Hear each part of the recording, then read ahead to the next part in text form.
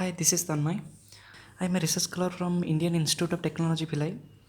So in my research work, I generally study optical and electrical property of a material.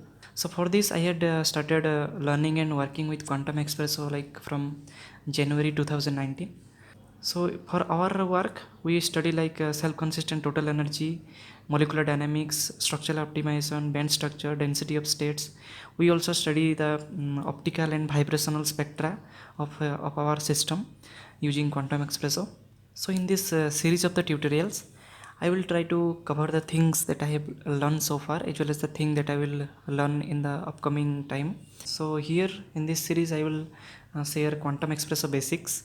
So not in great detail, but I will just summarize the thing that I have learned.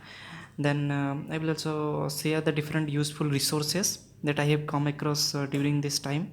So then computational methods that I use in my calculation, as well as different errors that so during my calculation I have come across so many errors.